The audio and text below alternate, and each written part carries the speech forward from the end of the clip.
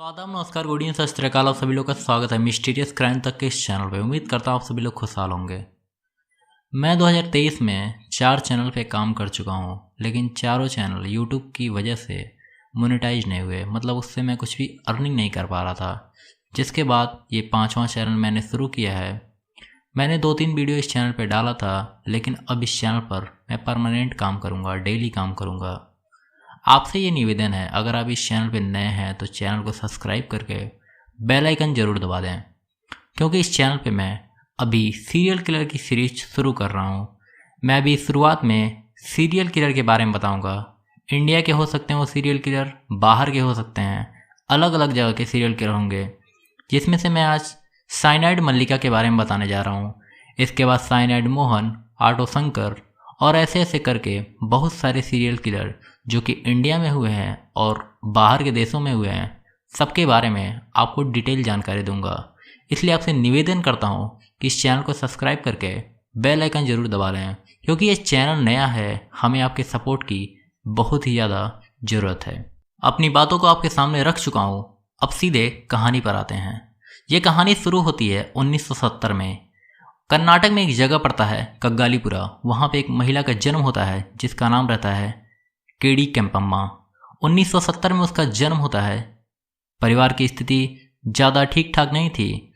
परिवार में रहती थी, परिवार वाले उसकी देखभाल जैसा करना रहता था वो कर रहे थे, सब कुछ ठीक ठाक रहता है। लेकिन जो केम्पम्मा रहती है उसका बचपन से ही शौक़ बहुत ऊंचे ऊंचे रहते हैं। गरीब परिवार में उसका जन्म हो गया था, लेकिन वो जो अमीर लोग जिस तरह की ज़िंदगी जीते हैं उस तरीके की ज़िंदगी वो जीना पसंद करती थी। जब भी किसी अमीर लड़के को देखती थी, किसी अमीर शख्स को देखती थी, तो उसकी तरफ वो काफ़ी ज़्यादा आकर्षित होती थी। लेकिन वो गरीब परिवार से थी, जिसकी वजह से वो कुछ कर नहीं सकती थी। जब उसकी शादी की उम्र हो जाती है तो उसके माँ बाप उसकी शादी एक दर्जी से करवा देते हैं। शादी हो जाती है, लेकिन जो उसका पति रहता है उसको भी उसकी शौक़ के बारे में पता था, उसकी अमीरियत के बारे में पता थी कि केम्पम्मा अमीरियत में अपना ज़िंदगी व्यतीत करना चाहती है। इसलिए पति पत्नी दोनों बातचीत करते हैं और जो उसका पति रहता है वो अपनी पत्नी के साथ मिलकर एक चिट फंड का काम शुरू करता है। जिसने उसके पास बचपन से कमाई वो जुटा रखा था दर्जी का काम करके, वो सारा पैसे वो चिट फंड में लगा देता है। लेकिन इनको बहुत बड़ा नुकसान होता है और इनका सारा पैसा डूब जाता है। जिसके बाद केडी केम्पम्मा, इसके 2 बच्चे भी हो गए थे, ये दोनों बच्चों को छोड़कर कग्गालीपुरा से निकलती है और बेंगलोर के लिए रवाना हो जाती है। साल था 1998 का, ये घर से निकल गई थी। बेंगलोर में आती है, अलग अलग जगहों पे, कहीं झाड़ू पोछा का काम, कहीं पे हाउस कीपिंग का काम, मतलब छोटे स्तर पे जो भी काम हो सकता था वो सारा काम करती है। करने के बाद कुछ दिन गुजर बसर इसका होता रहता है। उसके बाद ये एक सुनार की दुकान पे काम करना शुरू करती है। जब पहली बार ये सुनार की दुकान पे काम करना शुरू की थी, तब इसको सोने की चमक के अंदर इसको अपने जो शौक़ थे उसको पूरा होने की उम्मीद जागता हुआ दिखाई देती है। काम कर रही थी, सब कुछ ठीक ठाक रहता है। इसी बीच जो सुनार के यहाँ ये काम कर रही थी, उनके यहाँ से इसकी नज़दीकियाँ काफ़ी ज़्यादा बढ़ जाती है और बढ़ने की वजह से उनके घर पे भी अगर कुछ काम रहता था तो वो लोग उसको घर पे भेज देते थे। वहाँ जाने के बाद एक दिन एक सोने का चैन चोरी करती है और पकड़ी जाती है। पकड़े जाने के बाद वो लोग पुलिस में रिपोर्ट लिखाते हैं और इसको 6 महीने के लिए जेल भेज दिया जाता है। जब जेल से बाहर निकलती है तो इसको कहीं भी काम मिल नहीं रहा था, इधर उधर भटक रही थी। उसके बाद केडी केम्पम्मा मंदिरों का रुख करना शुरू कर देती है। वो मंदिरों में जाती थी और चुपचाप मतलब बैठी रहती थी, इधर उधर लोगों को देखती रहती थी। जब ये लोगों को ऑब्जर्व करना शुरू करती है, लोगों को देखना शुरू करती है, तब इसको अंदाज़ा होता है कि ये लोग क्या मांगते हैं, क्या मानते हैं, क्या मतलब जो मन्नत मांगते हैं वो जब ये इनकी विश पूरी हो जाती है तो क्या उसको पूरा भी करते हैं, मतलब जो चढ़ावा करना और बाकी चीज़ें करना रहता है तो क्या उसको पूरा करते हैं। 2-4 महीने तक ये ऑब्जर्व करती रहती है और देखती रहती है, जिसका देखो समझ में आ गया था कि ये लोग बहुत ही मतलब भोले टाइप के होते हैं। जो मंदिर में आते हैं और बाकी चीज़ें करते हैं, ये बहुत ही भोले टाइप के होते हैं और ये जो भी मानते हैं अगर वो पूरा हो जाता है तो जो भी मन्नत की रहते हैं कि ये चीज़ पूरा करना है, पूरा करने के बाद ये चढ़ावा करना है, ये इतने लोग को ये करना है, तो सारी चीज़ें वो कंप्लीट भी करते हैं। इसी चीज़ का केम्पम्मा फ़ायदा उठाते और 18 अक्टूबर 1999 को एक महिला से इसकी मुलाकात होती है। महिला का नाम रहता है ममता राजन। उससे मुलाकात होती है, उसको बच्चा नहीं हो रहा था। शादी के करीब 8-9 साल हो गए थे, लेकिन उसको बच्चा नहीं हो रहा था। ममता राजन की उम्र थी 30 साल, 1999 की मैं बात कर रहा हूँ। उससे बात करती है और उसको बोलती है कि मैं एक पूजा करूँगी और उस पूजा के बाद तुमको जो भी मतलब गर्भ नहीं हो रहा है, तुम्हारा बच्चा नहीं हो रहा है, तो तुमको पूजा के बाद तुमको एक बच्चा मिल जाएगा। ऐसा करके वो उससे ममता राजन से बातचीत करती है। ममता राजन भी बच्चे की मतलब उम्मीद लगाए हुए इधर से उधर भटकती रहती थी। ये दवा खाना, इधर मंदिर उधर मंदिर, मतलब अलग अलग जगह पे जा जा के थक चुकी थी। इसको एक महिला मिलती है, इसको एक उम्मीद मिलती है, जिसके बाद 19 अक्टूबर 1999 को केडी कंपा में एक जगह का पता बताती है कि इस मंदिर के पीछे आ जाना, सुनसान में पूजा होगी, नए वस्त्र पहन के आना, सारे जितने भी गहने हैं सब कुछ पहन के आना, और ये करने के बाद लेकिन किसी को घर पे खबर मत करना कि तुम पूजा में आ रही हो या तुम कुछ कर रही हो।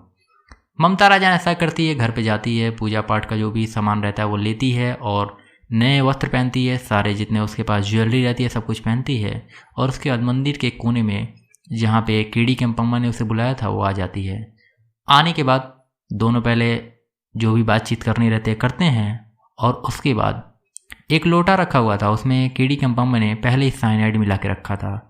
कुछ तंत्र मंत्र का नाटक करती है और उसके बाद उस लोटे को ममता राजन के सामने रख देती है और बोलती है इस पानी को पी लो। ममता राजन वो पानी उठाती है और पी लेती है। कुछ क्षण में ही ममता राजन की मौत हो जाती है। उसके बाद केडी केम्पम्मा उसके साले गहने लेती है, सारी चीज़ें लेती है और वहाँ से 9-2-11 हो जाती है। ये पहला सिलसिला था जब केडी केम्पम्मा ने किसी का कत्ल किया था। पहले वो चोरी के इल्ज़ाम में जेल जा चुकी थी, लेकिन अब वो एक मर्डरर भी बन चुकी थी। खैर, कत्ल करती है, सामान लेती है, वहाँ से निकल जाती है। पहला कत्ल करने के बाद इसका हौसला काफ़ी ज़्यादा बढ़ जाता है और उसके बाद ये फिर से मंदिर के आहट में जाकर लोगों को ऑब्जर्व करना शुरू कर देती है। इसकी दूसरी शिकार एक दूसरी महिला बनती है जिसका नाम था एलिजाबेथ। ये 52 साल की महिला थी और ये सतानूर से आई हुई थी। इसकी एक 4 साल की पोती रहती है जो गुमशुदा हो गई थी, गायब हो गई थी। पुलिस तलाश कर रही थी, बाकी लोग तलाश कर रहे थे, लेकिन वो मिल नहीं रही थी। गांव के किसी आदमी ने बताया कि इस मंदिर में जाओ, मुराद पूरी होगी, हो सकता है तुम्हारी बेटी मिल जाए। बेटी तो नहीं मिली, लेकिन रास्ते में केडी केम्पम्मा मिल गई। मुलाकात होने के बाद केडी केम्पम्मा ने एलिजाबेथ को अपनी जाल में फंसाया और बोला तुम्हारी मुराद पूरी होगी, तुम्हारी पोती मिल जाएगी, इस तरीके की पूजा होगी और ऐसा ऐसा करना है, इतने चीज़ें करनी है, तुम नए वस्त्र पहन के आना, पूरी ज्वेलरी लेकर आना।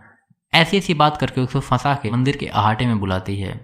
बुलाने के बाद वही तंत्र मंत्र का नाटक और उसके बाद लोटे में पहले से ही साइनाइड रखा हुआ था उसको पिलाती है। एलिजाबेथ की भी थोड़ी क्षण में मौत हो जाती है। ये सिलसिला चल पड़ता है, वो बार बार ऐसा करती थी। अब इसकी तीसरी शिकार बनती हैं यशोधर्मा, जिनकी उम्र थी 60 साल। ये सिद्धगंगा मठ के आसपास की रहने वाली थी। इनके बेटे की शादी नहीं हो रही थी, ये परेशान थी, इनके बेटे की शादी नहीं हो रही थी। 30-35 साल उसकी उम्र निकल गई थी, लेकिन शादी नहीं हो रही थी, जिसके लिए अलग अलग मंदिरों का चक्कर लगा रही थी। और एक दिन इनकी मुलाकात केडी केम्पम्मा से हो जाती है और उसके बाद वही चीज़ें केडी केम्पम्मा करती है जो बाकी और 2 लोगों के साथ इसने पहले किया था। इसकी चौथी शिकार बनती हैं मुनियम्मा। इनकी उम्र थी 60 साल। ये भी एक अस्थमा की रोगी थी। इनकी अस्थमा ठीक नहीं हो रही थी, डॉक्टर के चक्कर लगा के, अलग अलग जगह पे चक्कर लगा लगा के ये थक चुकी थी। जिसकी वजह से इनको कोई सजेस्ट करता है कि आप मंदिर में जाओ, आपकी मनोकामना पूरी होगी। ये भी मंदिर जाती हैं और इनकी भी मुलाकात केडी केम्पम्मा से हो जाती है। और उसके बाद वही सारी चीज़ें जो आपको मैं पहले कई लोगों के बारे में बता चुका हूँ। इसकी 5वीं शिकार बनती हैं 60 साल की एक औरत थी जिसका नाम था पिल्लामा। वो व्यादानाथपुरा के आसपास की रहने वाली थी और इनकी भी एक सेम प्रॉब्लम थी, इनके बेटे की शादी नहीं हो रही थी। तो ये भी मंदिर के चक्कर लगा रही थी, बाकी चीज़ें कर रही थी। मुलाकात होती है केडी केम्पम्मा से और उसके बाद वो बोलती है कि नई साड़ी पहन के आना, सारे ज्वेलरी लेकर आना और एक आटे में पूजा होगी, घर के किसी और शख्स को बताना मत। और उसके साथ भी पिल्लामा के साथ भी वही सारी चीज़ें होती हैं जो उसके साथ नहीं होनी चाहिए थी। इसकी 6वीं शिकार बनती हैं नागाबेनी। इनकी उम्र थी 30 साल और ये भी माँ नहीं बन पा रही थी और इनको एक बेटे की चाहत थी, इनको एक बेटा चाहिए था और ये माँ नहीं बन पा रही थी। 35 साल के करीब इनकी उम्र हो चुकी थी। उम्र ढलती जा रही थी, परिवार वालों के तानों से परेशान होकर ये मंदिर के चक्कर लगा रही थी और इनकी मुलाकात भी केडी केम्पम्मा से होती है और उसके बाद वही सारी चीज़ें। इस बीच और भी बहुत सारे कत्ल हुए हैं, लेकिन इन सारे कत्ल के रिकॉर्ड नहीं है। लेकिन अलग अलग जगह पे डेड बॉडी का मिलना, किसी सुनसान एरिया में मिलना, किसी मंदिर के पास मिलना, इससे समझ में आता है कि ये सारे कत्ल केडी केम्पम्मा ने किया था। एक और कत्ल हुआ था 2006 में, महिला का नाम था रेणुका। उसका पति दुबई में रहा करता था।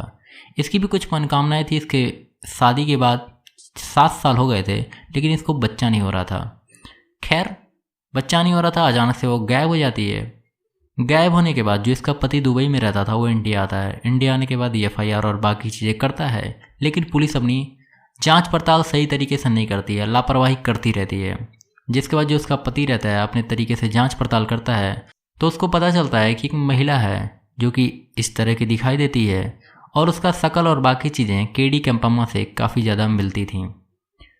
खैर पुलिस तो जांच पड़ताल करती नहीं, अपनी तरीके से जांच पड़ताल करके वो स्केच बनवा के पुलिस थाने पर जहाँ पे वो रिपोर्ट लिखवाया था वहाँ पर उस महिला की फुटेज को सबमिट कर देता है।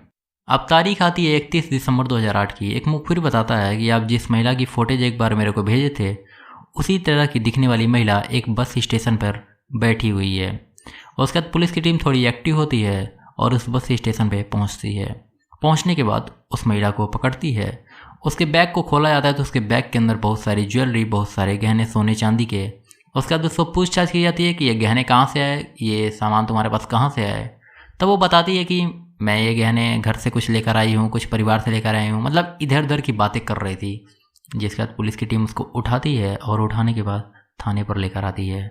लेकर आने के बाद उसके साथ थोड़ी नरमी और थोड़ी गर्मी से पूछताछ होती है। जब तक काफ़ी गर्मी से उससे पूछताछ होती है तब वो बताती है कि मेरा नाम KD केम्पम्मा है और मैं लोगों को साइनाइड देकर मार देती हूँ। उसके बाद उससे और ज़्यादा पूछताछ की जाती है, जिसके बाद ये पता चलता है कि KD केम्पम्मा ने 20 से ज़्यादा कत्ल किए हैं। कत्ल की पुष्टि हो जाती है लेकिन जो सबूत जुटाए गए थे और बाकी चीज़ें हुई थी केवल 6 कत्ल के ही सबूत जुटाए गए थे। 6 का आपको नाम बता चुका हूँ। रेणुका के भी सबूत नहीं मिले थे। खैर उसके बाद पुलिस इसका एक नाम देती है जिसे हम साइनाइड मल्लिका के नाम से जानते हैं। जांच पड़ताल करने के बाद पुलिस इस मामले में चार्जशीट दाखिल करती है और इस मामले को कोर्ट में ले जाती है। कोर्ट अपना फैसला सुनाती है। जब लोअर कोर्ट का फैसला आता है तो सब लोग को थोड़ी संतुष्टि मिलती है। लोअर कोर्ट अपने फैसले में जो पहली कत्ल इसने किया था ममता राजन का, उस केस में इसको फांसी की सज़ा देती है। फांसी की सज़ा देती है और मामलों में इसको फांसी की सज़ा मिलती रहती है। 4-5 मामले में इसको फांसी की सज़ा मिल जाती है। लेकिन जब ये मामला लोअर कोर्ट से हाई कोर्ट में जाता है तो हाई कोर्ट उसकी फांसी की सज़ा को उम्र कैद में तब्दील कर देती है और ये बोलती है कि इस केस में पुख्ता सबूत ज़्यादा नहीं है, मतलब एविडेंस तो हैं लेकिन प्रूफ ऐसा कुछ नहीं है जो रेयरेस्ट ऑफ रेयर केस की कैटेगरी में आ सकें। उसके बाद KD केम्पम्मा को कर्नाटक की जेल में भेज दिया जाता है। अभी भी KD केम्पम्मा कर्नाटक की जेल में रह रही है।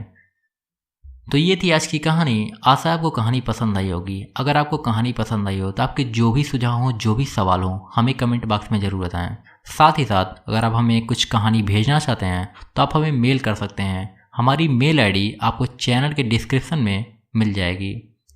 और आप चैनल को सपोर्ट करिए क्योंकि ये चैनल नया है, मैं पहले भी बता चुका हूँ। अगर आप सपोर्ट करेंगे तो मैं और अच्छे अच्छे कंटेंट आपके सामने प्रस्तुत करूँगा। आज के लिए बस इतना ही। बहुत बहुत धन्यवाद।